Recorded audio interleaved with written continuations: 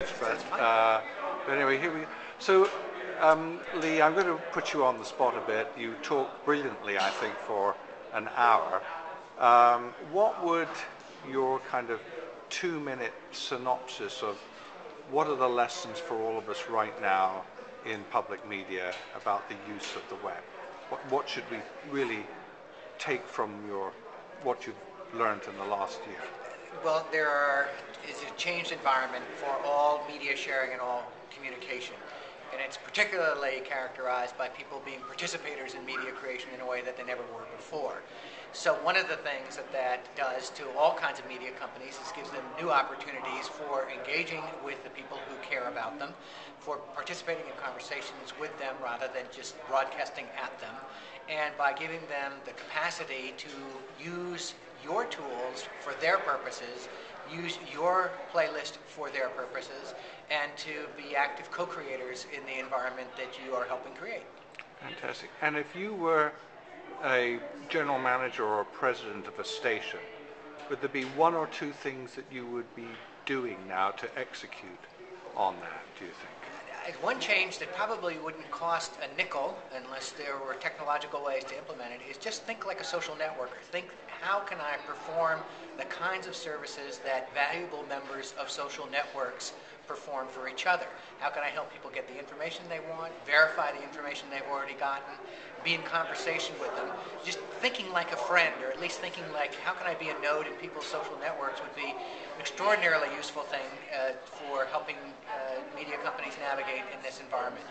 The second thing is to think that the rules of engagement with the people who used to be known as the audience are now different.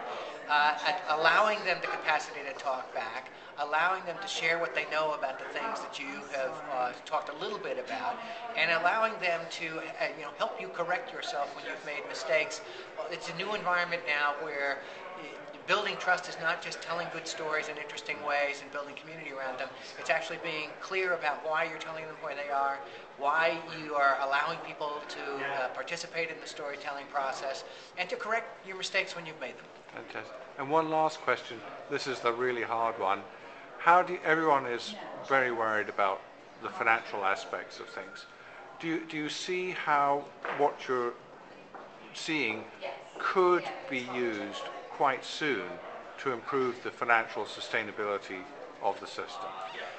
I'm afraid to say if I could figure out how this all can work in a new business model, I wouldn't be working for a nonprofit. I'd be working to make my fortune telling people how to do this. It's a very tight environment. It's a very different environment. But I think one of the things that comes out of an environment like this is people get down to basics. Why they have discovered in new ways what truly matters to them, what kind of media has the most value for them, and storytelling capacity for them.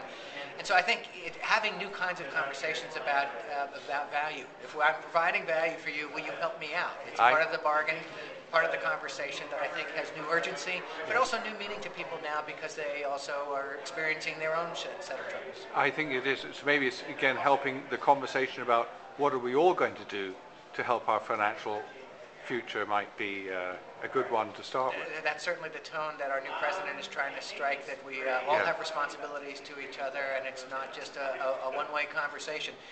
If the audience now has the capacity to participate in storytelling, they also have the capacity to contribute financially to the process of storytelling too. Lee, thank you very much. I can't wait to see what you come up with in another 2 years. Thanks very much. Bye-bye.